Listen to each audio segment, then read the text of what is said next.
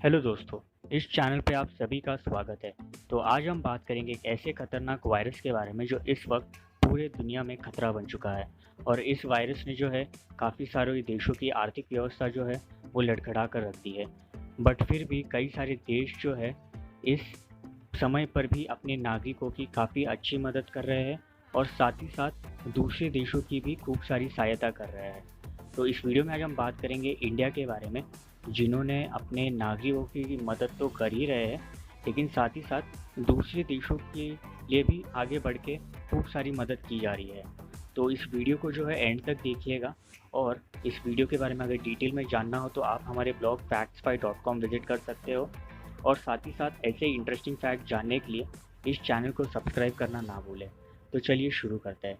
तो सबसे पहली चीज़ जो है वो है हाइड्रोक्सी क्लोरोक्विन। हाँ जी, इस दवाई का नाम तो आपने काफ़ी सुना होगा इन पिछले 2 महीनों में।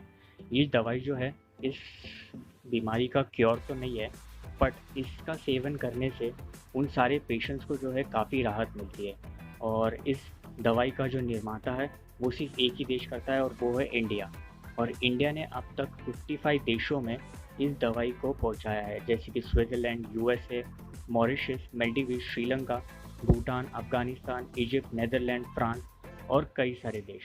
बस कहना चाहूँगा ये जो दवाई है इसका क्योर नहीं है। और अगर इस दवाई का सेवन आप करते हो तो आप डॉक्टर के गाइडेंस में करिएगा, ना कि इस वीडियो को देखने के बाद। तो चलिए अब हम बात करते हैं दूसरे सबसे महत्वपूर्ण चीज़ के बारे में, वो है एयरलिफ्ट। सो इस कठिन समय में इंडिया के जो कई सारे नागरिक हैं वो दूसरे देशों में या फिर काम कर रहे हैं या फिर पढ़ाई कर रहे हैं, वो फंस चुके थे। और इंडिया ने बखूबी उन नागरिकों को वापस लाया।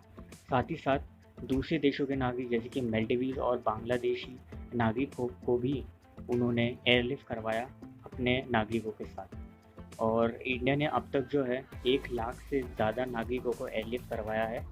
और इन्होंने ये जो एयरलिफ्ट का जो प्रोसेस है वो China, Bangladesh, Malaysia, Singapore, UK, Saudi Arabia और कतार जैसे कई सारे देशों से अपने नागरिकों को वापस लाया और उनकी ट्रीटमेंट करवाई। जो पॉजिटिव मिले और जो नेगेटिव मिले उन्हें वापस उनके घर छोड़ दिए।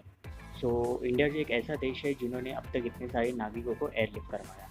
तो तीसरी सबसे महत्वपूर्ण चीज़ है वो है डोनेशन। इंडियन सरकार ने एक पीएम केयर फंड स्टार्ट किया था और इस केयर फंड में अब तक 1.27 बिलियन रुपीस का डोनेशन कलेक्ट हुआ है। जी हाँ, सुपरस्टार जैसे अक्षय कुमार ने अब तक 25 करोड़ डोनेट किए थे। और कॉरपोरेट जायंट जैसे टाटा ने उनके डोनेशन अमाउंट थी लगभग 1500 करोड़। और कई सारे ऐसे एक्टर्स, बिजनेसमैन, उन्होंने काफ़ी सारे डोनेशन किए इस फंड में। और साथ ही साथ स्टेट गवर्नमेंट के भी कई सारे फंडिंग ऑप्शन चल रहे थे, उन्होंने भी काफ़ी सारे फंडिंग कलेक्ट किए। और इस सारे पैसों का जो इस्तेमाल है वो इस वायरस के इस कठिन समय में इस्तेमाल किए जाएंगे।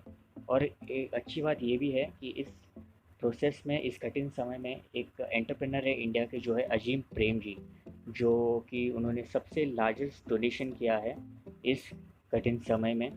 और पूरे दुनिया में वो तीसरे पायदान पे आते हैं जब डोनेशन की बात आई तो। और यहाँ तक कि वर्ल्ड बैंक ने जो है इंडिया को $1 बिलियन रुपीज़ भी ऑफर कर रहा है इस वायरस से लड़ने के लिए। तो चलिए हम बात करते हैं चौथे महत्वपूर्ण चीज़ के बारे में, और वो है लॉकडाउन। इंडिया एक ऐसा पहला देश है जिन्होंने अपने इकोनॉमी को बचाने से ज़्यादा अपने नागरिकों को बचाने में ज़्यादा दिलचस्पी रखी और इसीलिए पूरे देश में लॉकडाउन घोषित कर दिया। और इस मूव के बाद जो है कई सारे जो लोगों को जो है सोशल डिस्टेंसिंग का महत्व समझाया और सेल्फ आइसोलेशन का महत्व समझाया और क्राउडेड प्लेसेस जाने से मना कर दिया। और इस तकनीक से इंडिया की जो काफ़ी सारी परेशानियां हैं वो कम हुई। और वर्ल्ड हेल्थ ऑर्गेनाइजेशन ने इस मूव को जो है इंडिया को अप्रिशिएट भी किया। और इस तकनीक को देख के काफ़ी सारे देशों ने जो है अपने देशों पे भी ये लॉकडाउन की नियम जो है अप्लाई करना शुरू कर दिया। तब हम बात करते हैं पाँचवीं चीज़ के बारे में, जो है पीपीई किट्स और टेस्टिंग किट्स। सो ये बीमारी शुरू होने से पहले या फिर कह सकते हैं वायरस आने से पहले इंडिया के पास सिर्फ 47,000 ही total item PPE kits available थे। लेकिन जब ये बीमारी या वायरस इंडिया में आया तो अब इंडिया जो है 2 लाख प्रतिदिन पीपीई किट्स बनाता है।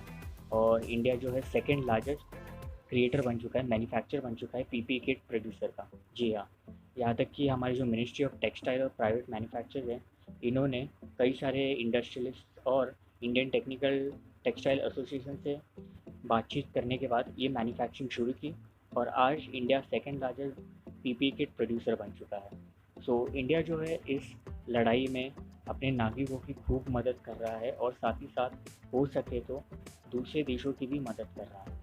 तो मैं बस इतना ही कहना चाहूँगा कि घर पे रहे और सुरक्षित रहे।